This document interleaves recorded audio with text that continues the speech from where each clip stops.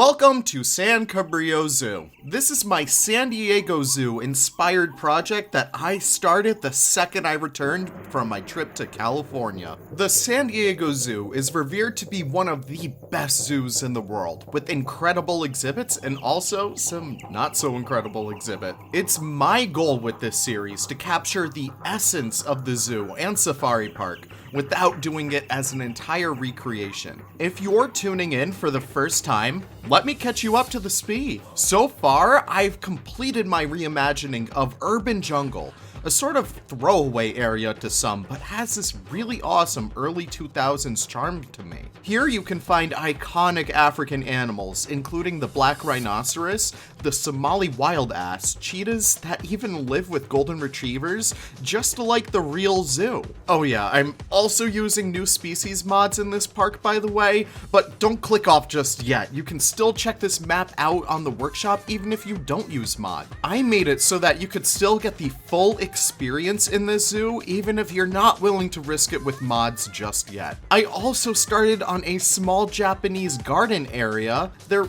too many animals in here other than some koi, but I think it's a great way to fill up space and really help tell a story. There's also a huge flamingo pool, which looking at it now is a bit too big for what I want, but I'll get to fixing that soon. From there, if you continue down the pathway, I was super inspired once the Oceania pack, Planet Zoo, came out, that I started on an Australian area immediately. This area draws inspiration from both the zoo and safari park, as I couldn't pick between the two, so I wanted to create an entirely new thing out of the two of them. This area has a ton of rare species, like the Tasmanian devil, quokkas that actually live with koalas, and even the elusive platypus. The San Diego Zoo is known for being the only holder of platypus outside of Australia, so I had to include it in my recreation. From the Australia area, you start to make your way downhill across a few habitats.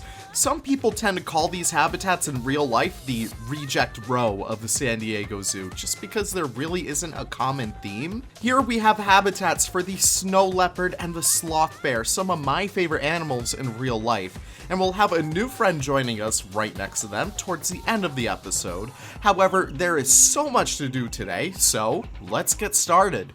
Welcome back to San Cabrillo Zoo. One of the most iconic sights of the real San Diego Zoo is the Bayshore Bridge, which spans across a huge canyon through the zoo. It's bright green and a gorgeous sight from both above and below. For San Cabrillo, I wanted to bring my own flavor to this. This is going to serve as the backdrop for the entire zoo, and the perfect place to view what today's episode is going to be all about.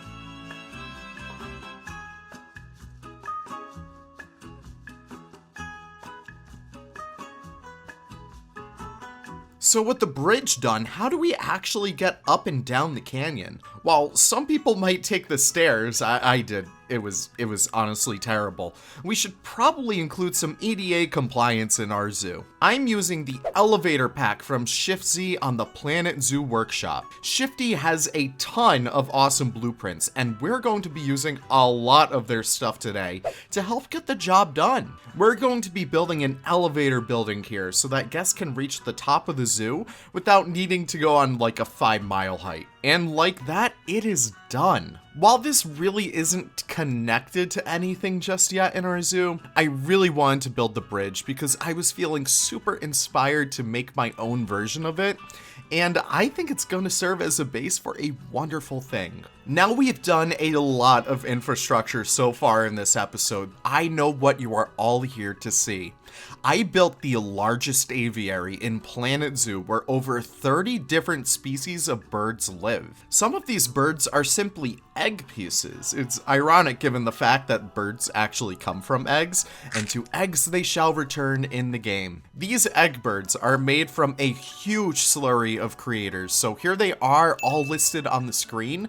This habitat would not be as lively without these creators. Also, all of the birds that are going to be in this aviary are linked in the workshops down below in the description, in case if you do want some inspiration for your own zoos. However, with egg birds still here, I'm still using a ton of new species mods in here. I need a lot of life in this habitat given the fact that it's quite huge. I want it to feel like a real aviary, constantly moving, birds flying and swimming, everything. But how did I build it at first?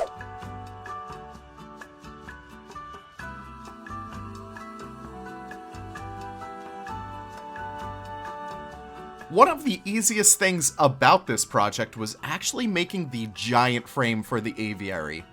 I love building big stuff like this because there's a ton of techniques I've used and learned over the past 3-4 years of playing Planet Zoo that make it feel so effortless. For example, using the grid to build makes everything perfectly aligned, and even using the infamous mud pillars to allow me to make perfect circles gives this building the iconic face that was modeled right after the San Diego Zoo's very own Owen's Aviary. And like that, the frame was complete. It took me an entire evening to get it all complete and a little bit more fiddling after that, but I think I pulled it off fairly well. Now I know what you're already going to ask. Leaf, where is the blueprint for this aviary? Well, I have a harsh reality to tell you. There is none. Because the entire aviary won't fit into a single blueprint, which is why I'm releasing multiple blueprints for this aviary. I can't let you all go alone without this incredible aviary, so check the description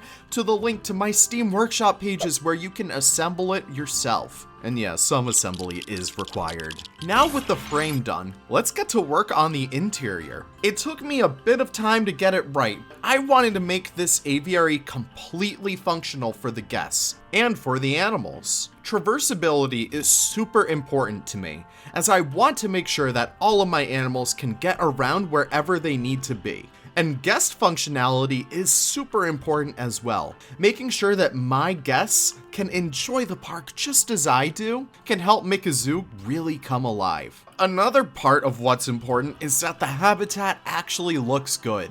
And for an aviary this big, that's certainly a challenge. I wanted to make sure that we had cascading waterfalls, huge rock cliffs, and tons of draping foliage all around, and that's exactly what I got into.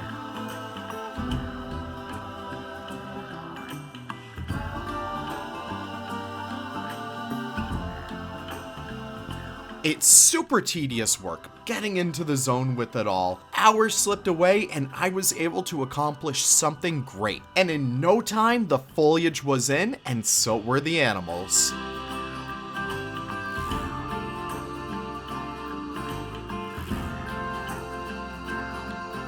I have so many favorites in here, there's too many to even look at. I've included some new species mods from some of my favorite creators, including Monsoon, Ginger Toast, and the infamous Great Cake mods, bringing all different spices to our aviary.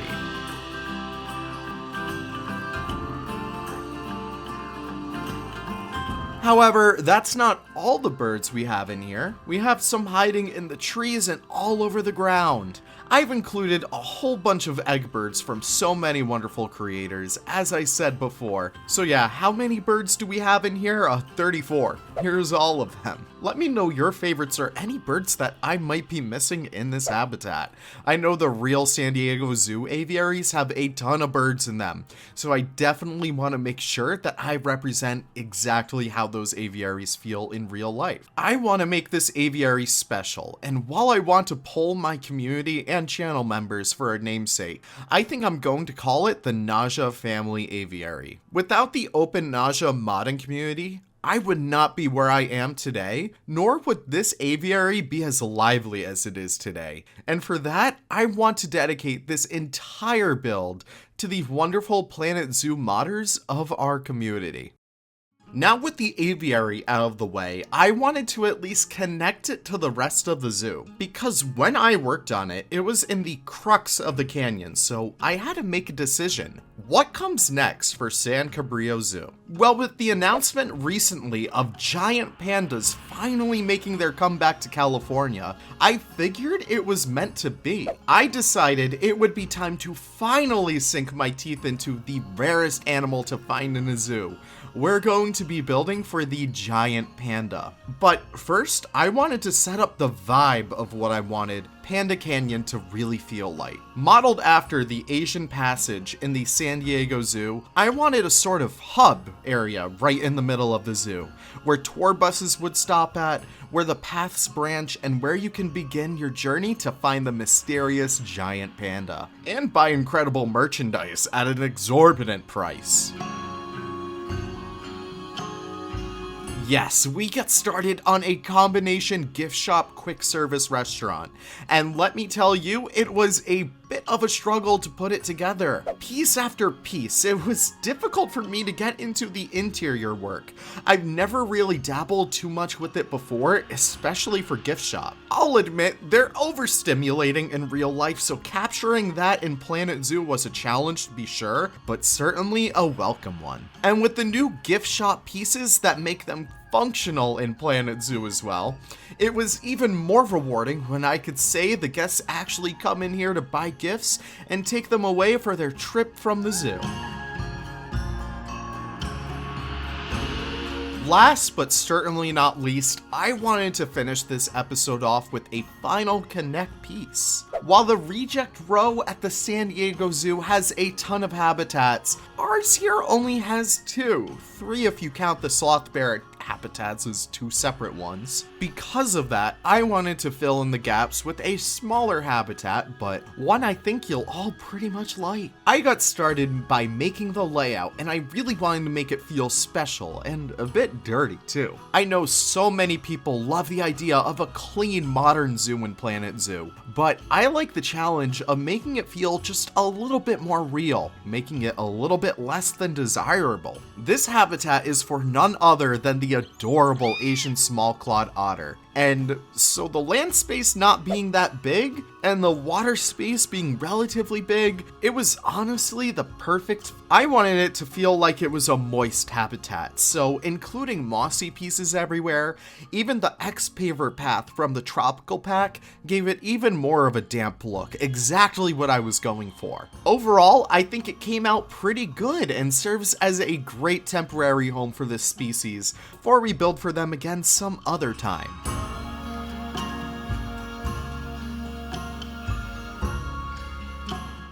Oh my gosh, what an episode! We were able to do so much in San Cabrillo Zoo today, so let's recap. We built some of the most iconic infrastructure at the zoo, with the elevator going up to our own bridge where you can see the absolute beautiful aviary. This bridge was so fun to make, and I think the color fits perfectly against the green foliage.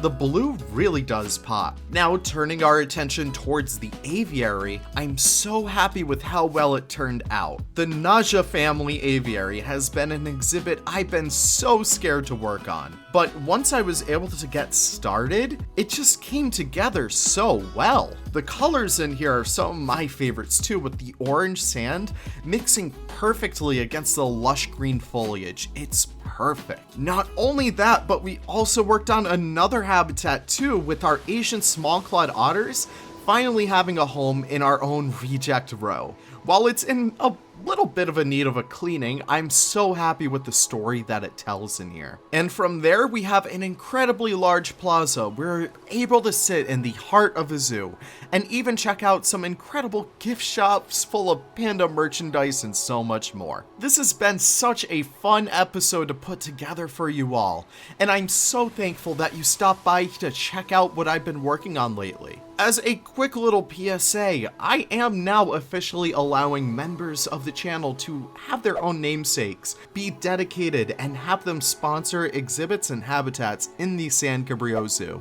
So if you are interested in that, learn more about memberships down below. If you took any time out of your day today to watch this video, I do appreciate it. And maybe you could even consider lending some help to like or even share the video. These projects take such a long time to put together, and I'm so thankful that you're able to support me any way possible. If you like this video and want to see more, you might even want to consider subscribing. It's completely free and it does so much to help the channel grow, and it helps me know that you guys are interested in this series and so much more of my content. I hope you guys also enjoy the blueprints too, which are now live on the workshop.